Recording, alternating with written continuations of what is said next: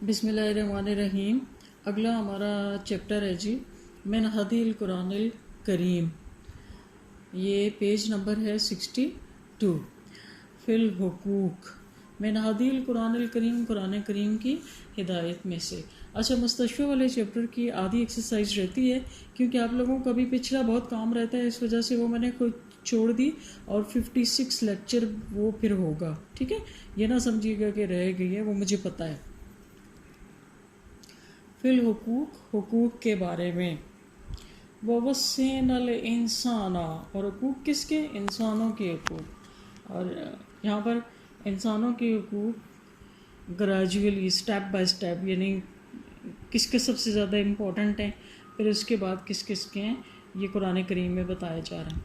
وَوَصَّيْنَا، اور ہم نے نصیحت کی، وصیحت کی، الانسان، انسان کو، بِوَالِدَیہِ، اس کے والدین کے بارے میں۔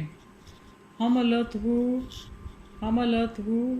اٹھایا اس کو، امہ، اس کی ماں نے، اس کی ماں نے اس کا بوجھ اٹھایا، وہنن علی وہنن، وہن کہتے ہیں تکلیف، علی وہنن، تکلیف پر تکلیف اٹھا کر، یا کمزوری پر کمزوری اٹھا کر۔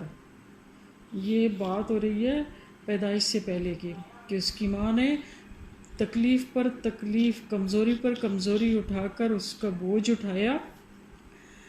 وَفِصَالُهُ، اور اس کا دودھ چھڑانا، فی عامین، 2 سالوں تک، یعنی وَفِصَالُهُ، اور اس کا دودھ چھڑانا، فی عامین، 2 سال تک، مطلب اس کے بعد پھر 2 سال تک دودھ پلانا۔ ان، تاکہ، اشکر لی، تم شکر گزار ہو جاؤ میرے، ولی والدیک، اور اپنے والدین کے، یعنی ہم نے نصیحت کی انسان کو اس کے والدین کے بارے میں۔ اس کی ماں نے اس کا حمل اٹھایا، تکلیف پر تکلیف اٹھا کر، اور اس کا دودھ چھڑانا پھر 2 سال تک ہوا، تاکہ تم میرے شکر گزار بنو اور اپنے والدین کے، یعنی اللہ تعالیٰ کی شکر گزار اس وجہ سے کہ اس نے ہمیں والدین جیسی اور ماں جیسی ہستی سے نوازا، اور والدین کے اس وجہ سے کہ انہوں نے ہمیں اس وقت ہاتھ رکھا، اس وقت ہمیں اٹھایا اور بڑا کیا کہ جب ہم بالکل محتاج تھے، کچھ نہیں کر سکتے تھے، نہ اٹھ سکتے تھے، نہ بول سکتے تھے، نہ کچھ مانگ سکتے تھے، نہ کھا سکتے تھے، نہ پی سکتے تھے۔ تو اس حالت سے کتنا بڑا انسان ہو جاتا ہے، وہ سب ماں باپ کے رحم و کرم پہ۔ الیہ المصیر، الیہ میری طرف ہے، المصیر ٹھکانہ، کہ ٹھکانہ میری طرف ہی ہے، لوٹ کر آنا میری طرف ہی ہے، یعنی میری بات اگر نہیں مانو گے یا مانو گے، لوٹ کر میرے پاس ہی آنا ہے۔ کہا جاتا ہے نا، بالکل یہ اس میں بھی کتنی محبت ہے نا، کہ ایک نصیحت کی جا رہی ہے کہ شکر گزار بنو، میرے بھی ماں باپ کی بھی بہت بڑی ہستیاں ہیں، اور اگر نہیں کرو گے تو لوٹ کے تو میرے پاس آؤ گے نا۔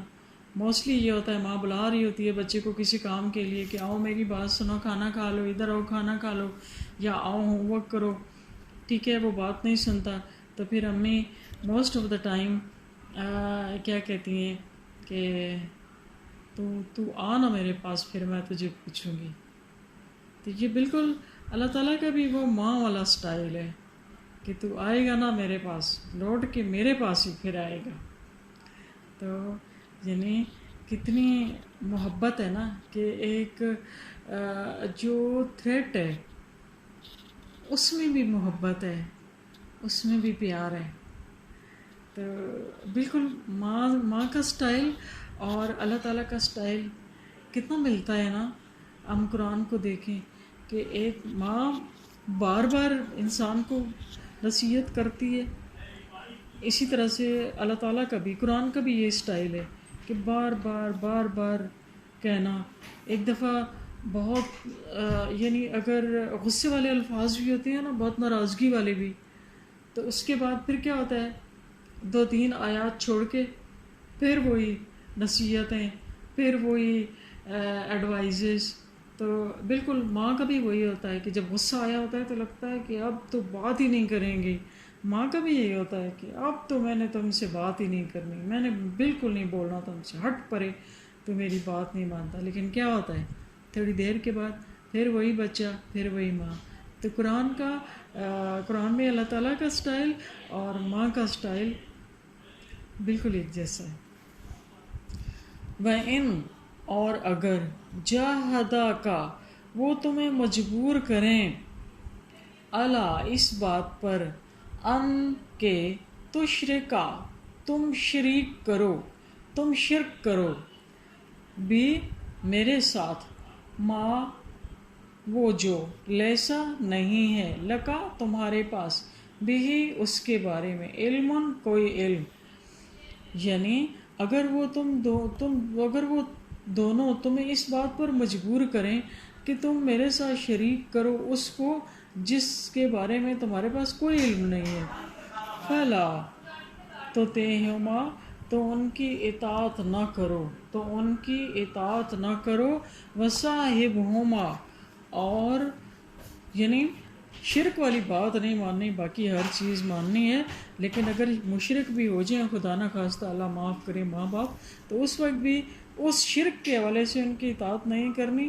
لیکن یہ نہیں کہ پورے زمانے میں ان کو بدنام کرنا شروع کر دو، وہ ویلا مچا دو کہ نہ تو کافر ہے، میں نے تمہارے ساتھ نہیں رہنا، میرے ساتھ تمہارا کوئی تعلق نہیں ہے. نہیں، صاحب ہوما ان کے ساتھ رہنا ہے، ان دونوں کے، پھر دنیا میں، معروفاً بھلے طریقے سے.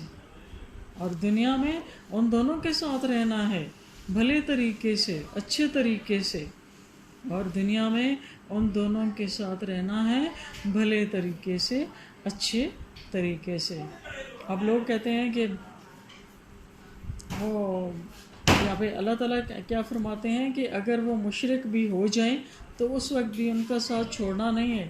لیکن آج کل سوشل میڈیا پہ اس طرح کی خبریں گردش کر رہی ہوتی ہیں کہ ماں باپ جو ہیں بس ان کا کام خالی اولاد کو بڑا کرنا ہے، جب ان کی شادی وادی کر دیں تو پھر ان کی ذمہ داری ختم ہو جاتی ہے. پھر بہو کے اوپر تو کچھ ہے ہی نہیں کہ فرض کہ وہ اپنے ہسبینڈ کے والدین کو پوچھے، تو بالکل وہ الگ ہو جائے، ہسبینڈ بھی الگ ہو جائے اور بہو بھی الگ ہو جائے، بیٹا بھی، تو وہ دونوں الگ سے رہیں. تو یہاں پہ قرآن کیا کہتا ہے کہ اگر وہ مشرک بھی ہو جائیں تو اس وقت بھی ان کو نہیں چھوڑنا اور ان کے ساتھ اچھے بھلے طریقے سے رہنا ہے.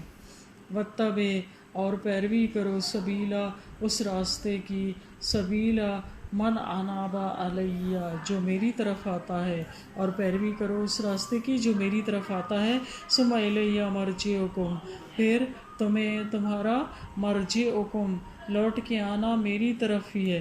فأنبئکم پس میں تمہیں خبر دوں گا، میں تمہیں بتاؤں گا، بما کنتم تعملون اس کے بارے میں جو کچھ تم کرتے رہے تھے. یعنی بے شک تم چھپ کے کرو نافرمانیاں، چھپا کے کرو، کسی کو پتہ نہ چلے، ماں باپ بھی کو بھی منع کر دو، وہ بھی نہ کسی کو بتائیں. لیکن تم جب میرے پاس آؤ گے تو پھر میں تمہیں بتاؤں گا کہ تم کیا کرتے رہے تھے. کیونکہ میرے جو سیکیورٹی کیمراز لگے ہوئے ہیں وہ ایسے ہیں کہ ان کی نہ تو کبھی الیکٹریسٹی ڈسکنیکٹ ہوتی ہے، نہ ہی ان کے اندر کسی طرح کا کوئی فالٹ آتا ہے. وہ ہر وقت ایکسیلنٹ کنڈیشن میں ورکنگ پوزیشن میں ہوتے ہیں اور وہ سب کچھ ریکارڈ کر رہے ہیں جو کچھ کہ تم کر رہے ہو. وَقَضَىٰ رَبُّكَ اچھا یہ بتا دوں کہ یہ ایگزام کے پوائنٹ آف ویو سے بہت امپورٹنٹ ہے. وَقَضَىٰ اور فیصلہ کر دیا، ربُّكَ تمہارے رب نے، اللہ تعبدو کہ تم عبادت نہ کرو، الا ایاہ سوائے اس کے کسی اور کی، تم اس کے سوا کسی اور کی عبادت نہ کرو. وبالوالدین احسانا اور اپنے والدین کے ساتھ احسان کا رویہ اختیار کرو. ٹھیک ہے، یہاں پر بتایا گیا کہ پہلا حق تو اللہ تعالیٰ کا ہے ہمارے اوپر، اس کی، اور وہ ہم سے کیا حق مانگتا ہے؟ اور کچھ بھی نہیں، کیونکہ وہ تو خود دینے والا ہے، وہ بے نیاز ہے، اسے ہمارا کچھ نہیں چاہیے. وہ کیا چاہتا ہے کہ اس کے سوا کسی کی عبادت نہ کریں. اور عبادت کیا ہے؟ میں نے آپ کو بتایا تھا اس کی بندگی میں رہنا ہے، اس کی غلامی میں جیسی وہ کہتا ہے ویسے کرنا ہے، اور اس میں بھی اس کا فائدہ نہیں ہے، وہ ہمارا اپنے